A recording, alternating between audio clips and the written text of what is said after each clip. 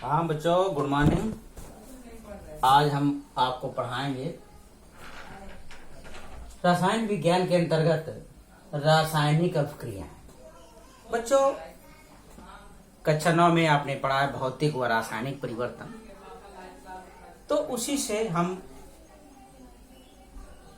जो परिवर्तन हमने पढ़ा है, तो क्या होती है, पदार्थों की अवस्थाएं बदल जाती है। ठीक है। तो देखिए, आपने भौतिक परिवर्तन पढ़ा। तो भौतिक परिवर्तन में क्या होता है कि कोई पदार्थ है तो उसकी अवस्था बदल गई और इसके बाद उसको फिर हम अवस्था चेंज करके पूर्व रूप में ला सकते हैं। तो रही आपका भौतिक परिवर्तन रहा। लेकिन जो रासायनिक परिवर्तन होता है उसमें क्या होता है, रासायनिक परिवर्तन में उसमें क्या होता है कि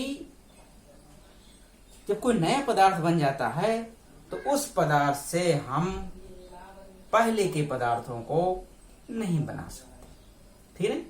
तो बच्चों, क्या होता है, जैसे केमिकल रिएक्शन क्या है कि जब दो या दो से अधिक पदार्थ आपस में क्रिया करके नए गुण व संरचना वाले पदार्थ बनाते हैं, तो इस प्रकार की अभिक्रिया को कहा जाता है रासायनिक अभिक्रिया। क्या कहा जाता है? रासायनिक अभिक्रिया। ठीक है। जैसे कि जब मैग्नीशियम को ऑक्सीजन में जलाते हैं, वायु की उपस्थिति में जलाते हैं, तो उससे क्या बनता है बच्चों? मैग्नीशियम ऑक्साइड बनता है। क्या बनता है? मैग्नीशियम ऑक्साइड बनता है। इसी प्रकार से हाइड्रोजन और ऑक्सीजन आपस में क्रिया करके क्या बनाते हैं? जल बनाते हैं। ठीक है। तो इससे आपने क्या देखा कि जो इनमें परिवर्तन हुआ, इनमें क्या हो रहा है? एक रासायनिक परिवर्तन हो रहा है। ठीक है। तो रासायनिक परिवर्तन हो रहा है, तो इसमें देखना है कि इनके देखिए अवस्था में परिवर्तन हो रहा है। क्या क्या परिवर्तन होता है? अवस्था में परिवर्तन होता है, उनके टेम्परेचर में परिवर्तन हो जाता है, रंग में परिवर्तन हो जाता है। ठीक है। और ऊर्जा का यानी कि गैस का उत्सर्जन भी होता है। ठीक है। तो इस तरह से जैसे क्या कहते हैं, मैग्नीशियम,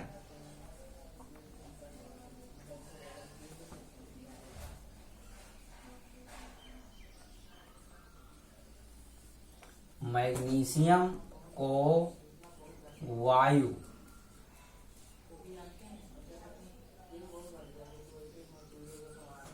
की उपस्थिति में जलाते हैं तो क्या बन गया बच्चों? ये बन जाता है मैग्नीशियम ऑक्साइड। क्या बन गया? मैग्नीशियम ऑक्साइड बन गया। ठीक है। तो अब देखिए, तो इस प्रकार मैग्नीशियम ऑक्सीजन आपस में क्रिया करके क्या बना लेते हैं? मैग्नीशियम ऑक्साइड, नया पदार्थ। ठीक। तो ये हमारा क्या रहा? केमिकल रिएक्शन है। तो इस तरह से देखिए, अब देखिए जो हमारी रासायनिक अभिक्रिया है, तो जो पदार्थ इसमें मिलते हैं, जो पदार्थ मिलते हैं, इनको कहा जाता है बच्चों अभिकारक। क्या कहते हैं इनको? अभिकारक कहते हैं। और जो नया पदार्थ बनता है वो क्या है? हमारा उत्पाद होता है। ठीक है। अब देखिए, रासायनिक अभिक्रिया में जो तत्व ये पदार्थ मिलते हैं, तो इनको हम सूत्रों या प्रतीकों द्वारा प्रदर्शित करते हैं। रासायनिक अभिक्रिया में जो पदार्थ आपस में क्रिया करते हैं, जो रासायनिक अभिक्रिया होती है, जो अभिकारक या उत्पाद बनते हैं, जो अभिकारक या उत्पाद होते हैं, इनको हम सूत्रों या प्रतीकों द्वारा प्रदर्शित करते हैं। ठीक है। तो जैसे मैग्नीशियम है, तो मैग्नीशियम को हम, इसका देखिए सिंबल क्या हो गया? Mg हो गया। ऑक्सीजन, ये O2 हो गया। और इस प्रकार से क्या बन गया? मैग्नीशियम ऑक्साइड बन गया। मैग्नीशियम ऑक्साइड यानी कि MgO, इसका सूत्र होता है। तो इस तरह से देखिए, मैग्नीशियम का प्रतीक क्या हो? Mg, ऑक्सीजन गैस है O2 हो गया, और मैग्नीशियम ऑक्साइड MgO। ठीक है। तो इस तरह से ये क्या बन गया, ये हमारा कहलाएगा रासायनिक समीकरण। क्या कहलाएगा बच्चों, रासायनिक समीकरण कहलाता है। ठीक है, अब देखिए तो ये देखिए क्या हो गया, जो ये दोनों क्या हमारे अभिकारक हैं, इन्हें क्या कहते हैं बच्चों, अभिकारक कहते हैं। ये क्या है, ये कहलाते हैं अभिकारक। और जो पदार्थ ये बनता है इसे कहते हैं उत्पाद कहते हैं। क्या कहते हैं इसको, उत्पाद कहते हैं। ठीक है, इसी प्रकार से देखिए हाइड्रोजन और ऑक्सीजन, हाइड्रोजन और ऑक्सीजन ये आपस में क्रिया करके क्या बना लेते हैं, जल बना लेते हैं, H2O। क्या बना लेते हैं, H2O, जल बना लेते हैं। तो हाइड्रोजन ये गैस है, O2 ये भी गैस, यानी हाइड्रोजन ऑक्सीजन दो गैस है, ये दोनों आपस में क्रिया करके क्या बना लिया, जल बना दिया। जल क्या है, एक लिक्विड द्रवावस्था हो गई। तो इस तरह से देखिए ये क्या है, अभिकारक होगा, ये उत्पाद होगा। ठीक है, अब देखिए यहाँ देख रहे हैं कि इस प्रकार से जो है ये हमारे क्या कहलाते हैं, ये कहलाते हैं रासायनिक समीकरण। क्या कहलाते हैं, रासायनिक समीकरण। ठीक, अब रासायनिक समीकरण में देखते हैं कि देखिए नियम क्या होता है कि जो तीर है, तीर के बाईं ओर अभिकारक होते हैं, तीर के दाईं ओर उत्पाद होते हैं। तीर के दोनों ओर प्रत्येक तत्व के परमाणु की संख्या बराबर होनी चाहिए। द्रव्य के विनाशता का नियम है कि जो द्रव्यमान में कोई कमी नहीं होती है, द्रव्यमान नष्ट नहीं होता। ठीक है, तो इससे क्या होता है कि तीर के दोनों ओर प्रत्येक तत्व के परमाणु की संख्या बराबर होनी चाहिए। ठीक है, अगर तीर के दोनों ओर प्रत्येक तत्व के परमाणु संख्या बराबर नहीं है तो उसे बच्चों कहा जाता है असंतुलित समीकरण। क्या कहते हैं उसको, असंतुलित समीकरण कहते हैं। और यदि तीर के दोनों ओर प्रत्येक तत्व के परमाणु संख्या बराबर है तो संतुलित हो जाएगा। अब जैसे यहाँ पे देख रहे हैं कि मैग्नीशियम और ऑक्सीजन क्या है, देखिए Mg, यहाँ ऑक्सीजन के यहाँ दो परमाणु है, यहाँ ऑक्सीजन एक है, तो ये आपका क्या संतुलित नहीं है। ठीक है, असंतुलित समीकरण है। ठीक है, इसी प्रकार से देखिए ये भी असंतुलित समीकरण है। हाइड्रोजन के यहाँ दो परमाणु है, ऑक्सीजन के यहाँ दो परमाणु है, यहाँ देखिए ऑक्सीजन के एक ही लेकिन हाइड्रोजन के दो हैं।